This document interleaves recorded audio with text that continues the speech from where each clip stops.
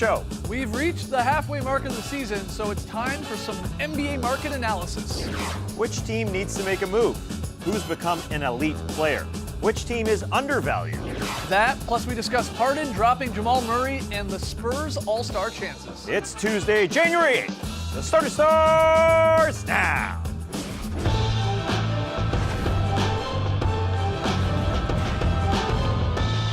Good evening, Sweet World, and welcome to The Starters, presented by Jack Daniel's Old No. 7 and Tennessee Honey. I'm Jay Skeets, alongside me as always, Tass Mellis, that's the Aussie Lee Ellis, and over yonder, well, that's the bearded one, that's Trey Kirby. Hey-yo! Hey-yo! Trey, what's up tonight? Well, I'm here at the internet looking for your best tweets at hashtag The Starters, and guys, Giannis Antetokounmpo has already started his wrestling villain training, because look at this dastardly move he pulled against the Jazz last night, grabbing onto Joe Ingles' leg as the Bucks drive in for an easy basket. Maybe he's working on a submission move or something, but this is definite heel behavior, just grabbing onto a leg. Nonetheless, it brings us to today's question. What is the best NBA leg grab? There have been more than you think. The most famous, of course, is Jeff Van Gundy during the midst of a brawl between the Heat and Knicks, grabbing onto Alonzo Mourning's leg and just holding on for dear life. This is even crazier every time you see it, but there have been more. Like when Michael Beasley accidentally rubbed on Anthony Tolliver's leg rather than his own, and who can forget when Lee popularized the Maryborough leg lock in the wake of Matthew Dellavedova's leg locking scandal. Lee was out here in the streets of Turner just going crazy grabbing legs. But we want to hear from you, so let us know on Twitter. What is the best NBA leg grab? Send us your best tweets to hashtag The Starters. We'll hear from you later. All right, get those tweets in. On tonight's show, we're going to debate whether DeMar DeRozan and or LaMarcus Aldridge should make the All-Star team. We'll talk to 3D live from Oakland. We got a very solid play. But first, guys, this week, most teams, basically all the teams, officially reached the halfway point of the NBA season, having played 41 games, which means it's time for some new NBA market analysis.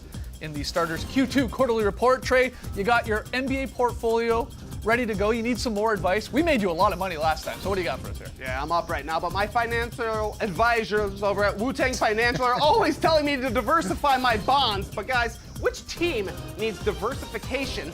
Who needs to make a trade? The Detroit Pistons. They've got an incredible Blake Griffin. And they made that move last year. To see what he's doing this year, this is basically all they could ask for. Andre Drummond is also playing well, but they're 4 games under 500, even with all of that, as Blake, approaches 30 years old here. This is the best Blake you're going to get, really. Right. You want to get something out of Blake, you need some guard play around this guy and Andre Drummond. When you saw them be successful in Los Angeles with DeAndre Jordan and Blake Griffin, you had a Chris Paul. You really need a guy to create.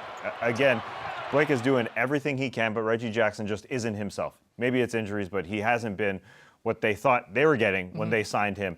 Ish Smith out, definitely hurts. And maybe they could do it by committee if Stanley Johnson was very good and Luke Kennard was very good, but they just don't have it. They need a guard to desperately help those guys, and they need it sooner rather than later because Blake might miss some time. That still hasn't happened quite yet, although he's been extremely healthy to this point. He had a great offseason. It's just hard seeing Blake play this well after they made that big trade and not really getting anything to sort of help him out. Because he's got to be the ball handler, he's got to be the creator, he's got to be everything on that team. And this is a team in the Pistons that want to make the playoffs. That's why they made that trade. In the Eastern Conference, that's why they made the Blake trade. They got the new arena, they're trying to get some excitement there, put people in those seats. It helps if you can make the playoffs. Even if you lose in the first round, get in there. So you need a little help for Blake. That's a good one. I don't think they have the assets, though, well, really. That's the problem. Question. Yeah, I mean, they can package a couple of those guys, but outside of them adding a pick or something in, I just don't really see how they can get anything back significant. I think they would add a pick. Because of what they did last year, it's kind of a slippery slope. You have to kind of go all in now while you've got Blake. But I'm actually going with the Houston Rockets. Now, I know they're flying right now, but it's only January. And we know that the Rockets are playing not until April. They're expecting to be playing until June. So that's another 25 games or so by the end of the season. They've actually shored up themselves a little bit with the ball handling by getting Austin Rivers, who's been decent for them. I just think they probably need another sort of 3-and-D guy, one of those guys that Daryl Morey likes to get who can play a little defense, knock down the three-pointer. Trading Michael Carter-Williams gave them a $1.5 million trade exception and a roster space. So I actually think they are going to make a move. It's just what they can get out there. But remember, Mike D'Antoni only likes to play 8 or 9 guys, but he's got to make sure that they they get through this part of the season without any more injuries to any of their players. Chris Paul's out right now. Gordon's out right now.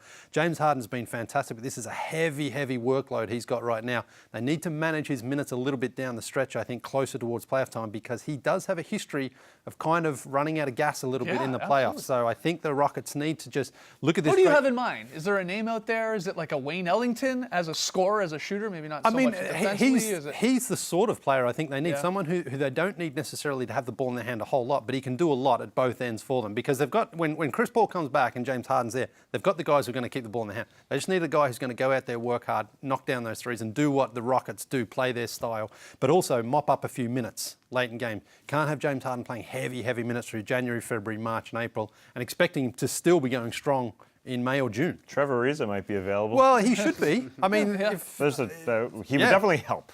He is the sort of player. I just don't know, what the Rockets would be prepared to give up to him, given that he's a free agent, of course, at the end of this season. But remember, the Rockets are in a win now, right now. They've got those draft picks out there. Spend one if you have to get a guy like Ariza. He's been there. He's a proven winner. He knows their system. Maybe that's the option. I'm going to go with the Phoenix Suns. I'm going to go with one of the worst teams in the league. They can make a move. They can make a trade. Get a guard. Get a point guard to pair with Devin Booker.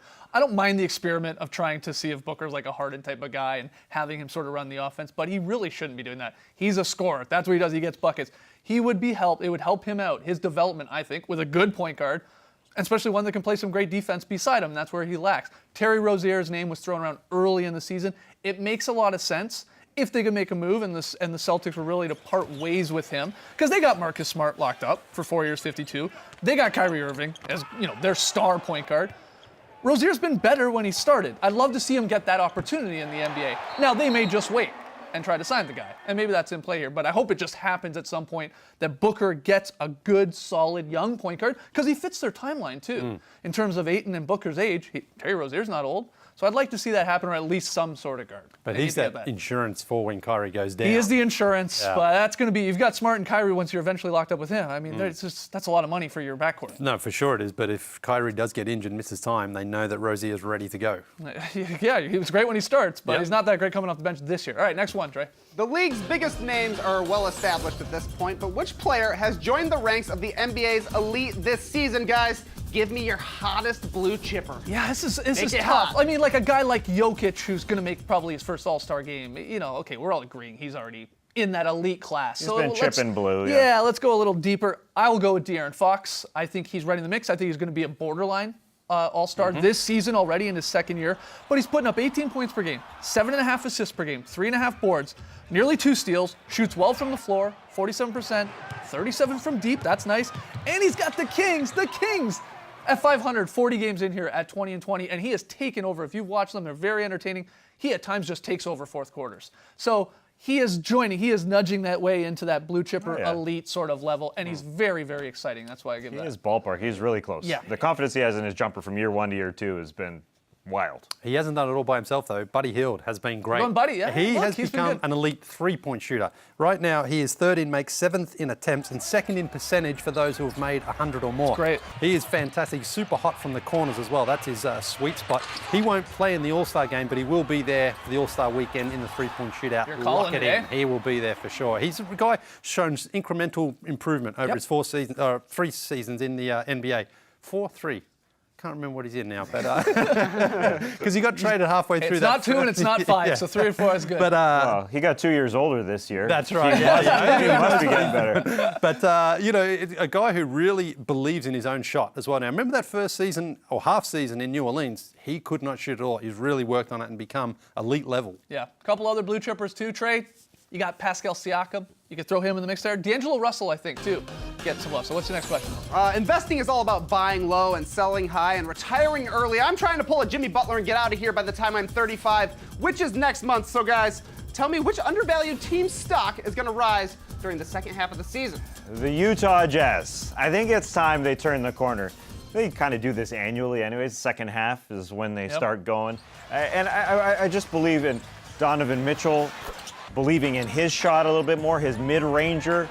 He can do that. He doesn't have to get to the bucket each and every time. I think they just start to believe in themselves since that Kyle Korver trade most recently, and their next 12 of 15 are at home. The schedule gets that easier. helps. I think everything is sort of just blending together on that team. It's just a rough start, but I think they will be a playoff team undoubtedly by the end of the season. Okay, what do you got? Well, I'm actually going with the Boston Celtics because... Celtics? They're undervalued? Yeah, they're undervalued because right now they're 5th in the Eastern Conference because we all thought they were going to be 1 or 2. Got off to a pretty slow start. Things have started to come together for them. And also, if you look at those teams above them, particularly Philadelphia, there may be a little bit of internal drama happening in Philadelphia. Jimmy? And then, of course, you've got Indiana, who have been very, very good, but maybe punching a little above their weight right now. I think the Celtics are a better overall team. After that sluggish start, they're starting to get it together. I think they'll finish top 4. All right, undervalued teams, the Celtics, the Jazz. Let's hear from you guys. Jump on Twitter, hashtag the starters. Help our man Trey out with his NBA portfolio with the Q2. When we come back, Q2 to 3D. Yeah, there he is. Uncle Splash joins us live from Oakland to set up a little players-only doubleheader action. Looking sharp, 3D.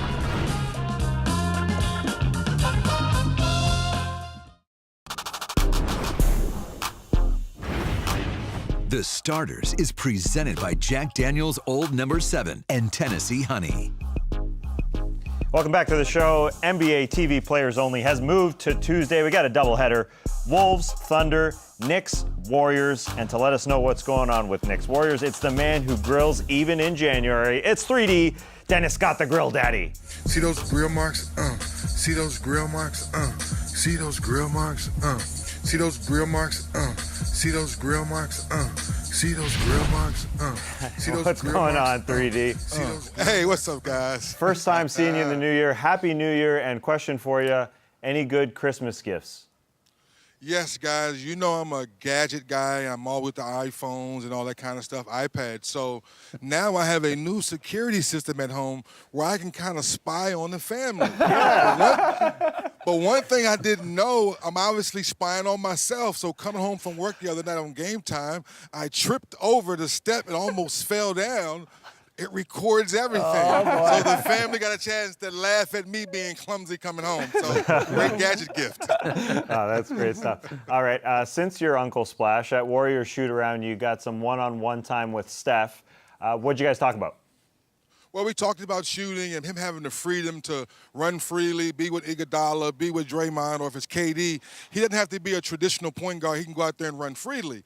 And then we talked about the other day where he got called for traveling because all these guys are trying the James Harden, the James Harden, the James Harden, the James Harden, the James Harden. Let's take a look.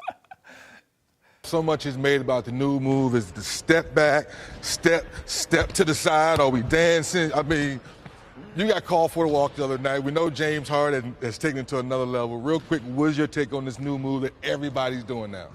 That's part of the game of basketball where everything evolves. We're all trying to stretch our imagination a little bit. Right. I tried the move. It didn't work. James is a master at it.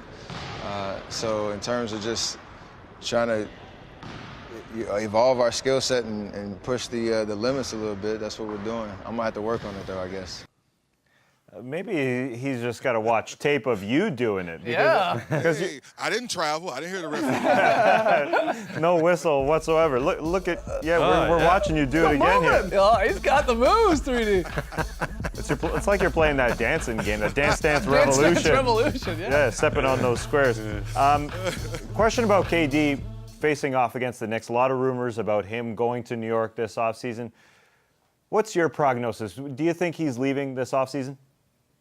Deep down inside, guys, I really don't think he's leaving. I understand New York, bigger market, but let's just think about it. Nike's already taking care of him. He has so many deals off the court that I think he's happy. And I think when you really look basketball-wise, why would he want to leave Steph? Why would he want to leave Clay? Why would he want to leave Draymond? And yes, there was a skirmish early in the season. They moved on from that. So deep down inside, I think this team is going to continue to win. Yes, they're going through a little dry spell through this Kerr era when they're not winning a lot of ball games. They're going to get Cousins back soon. He'll get back into the system. I think they'll get down the stretch and they'll start winning ball games. I think KD will stay. Yeah, it's very easy to forget that DeMarcus Cousins is also on the way. A crazy amount of talent there. Crazy amount of talent in those feet as well. 3D, thanks for taking the time.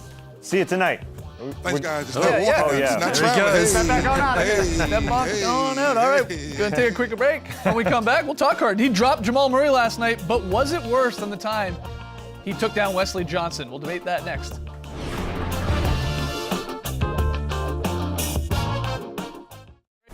Back with the starters. Let's play a little What You Got. You know how this works. TK, take it away. Call the ankle ambulance. Last night, James Harden dropped the Nuggets' Jamal Murray with a behind-the-back dribble, then drained a three as he was fouled. It was such a great move. It got people talking about Harden sitting Wes Johnson down for a talk in February of last year. Guys, what was the better Harden ankle breaker? Murray or Johnson? What you got? There you go. Murray was great, yeah. But Wesley Johnson just had it all. It was a movie. Everybody stopped on the bench. Wesley Johnson got up and had a chuckle. The entire arena was watching this one thing happen.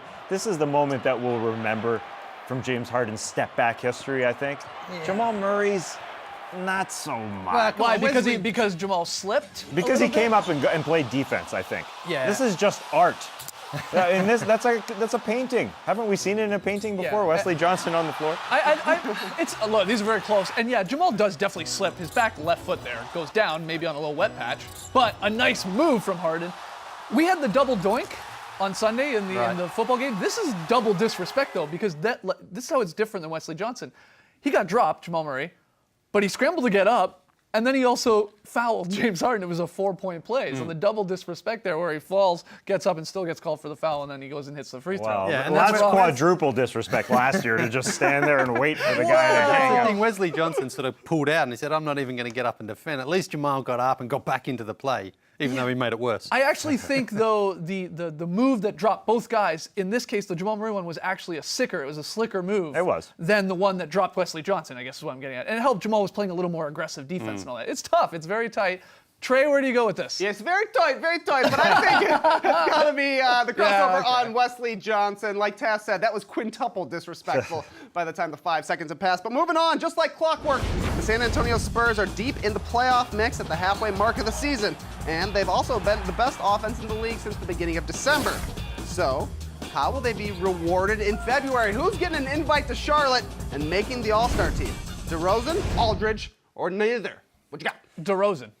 It's not going to be Aldridge. He's playing great now. Why not? He couldn't hit a shot in the month of November. Yeah, but that's and who was now. carrying None of them? could. Who was carrying them during that time? It was DeMar DeRozan. Yeah. And now that they're both playing well, they're rolling and they're on this amazing run and have the best offense in the league since December 1st. DeRozan's going to make the All-Star game, though. I really think he is, because the Spurs have gotten obviously back into the playoff race here. You've got guys like Conley and the Grizzlies falling out a little bit. That helps them. Chris Paul, obviously, he's out of it. He's injured. Clay's an interesting one, but I think DeRozan's a lock. When they struggled early on and Aldridge struggled, now that he's rolling again and they're rolling, don't you say, well, maybe he is the more important player? No, but DeRozan is the MVP of the Spurs this season. Statistically, they are just identical. It's very, very hard to split them. So it just comes down to which one do you think is more important? Positions could come into play, I guess, because like 4 locks for guards in the West, right? Curry, Harden, Westbrook, Lillard. And so you're going to have 1 or 2 more then. And it's guys like Fox, Clay. Yeah, well, I think there's 9 locks overall. You mentioned 4 guards: LeBron, AD, Durant, Paul George, and Jokic. So there's going to be DeRozan amongst the Aldridge, Clay, Towns, Tobias, Doncic, Mitchell, who I think will be in the DeRozan class after the Jazz pick it up a little bit. He'll be there, but I think DeRozan, they can't get 2. I think DeRozan will be the one that they pick. I think so too. I think it helps that he's made a bunch of All-Star teams too. So and I know it was an All-NBA. Yeah, that's true. You think Aldridge over DeRozan? I just don't think it's as clear cut as what you're saying. Okay. I think Aldridge, he started off slow, the Spurs started off slow, but now he is rolling. DeRozan is like the Spurs' de facto point guard because they don't have a true point guard. All right, well, I'm saying both then. Okay, interesting. All right, Lee's saying both. It sounds like Tash and I are leaning towards a DeRozan. Trey, what is the answer to this one? I'm going DeRozan as well because Lee really just folded on his case pretty hardcore right there. I was with you up until the end. I'm going DeRozan. Moving on, though. Brook Lopez hit another 3 threes last night, including a monster 30-footer that iced the win over the Jazz. He's now 9th in the league in total makes, ahead of guys like Chris Middleton, Bradley Beal, and Kyrie Irving, so maybe he'll be getting a February invite too. Guys, should Brook Lopez be in the three-point contest, yay or nay? Yeah, of course. Yeah, why wouldn't you want to see Splash Mountain in the three-point contest? He's too tall? That's why you don't want to see him? Yeah, he can't reach down to the racks well enough. Hey, look, I didn't say he was going to win it if he goes in it, because I don't think that's going to happen, but 70% of Brook Lopez's shots this season are from three-point range. Yeah. This is, I know, like we've talked about it a little bit, but it is wild that a guy who hit three three-pointers through his first 8 seasons has now hit 347 threes over the last 2.5 seasons, and a whole bunch this year, and is obviously an important piece for the Bucks too, and really open things up.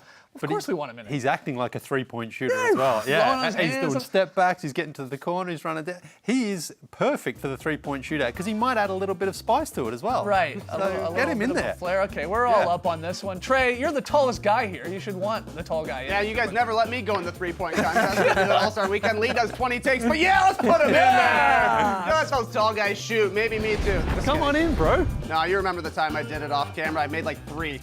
Well, maybe you'll be like Brooke Lopez. Maybe you've worked on it. Yeah, that's right. When we come back, Just been waiting. A very solid play.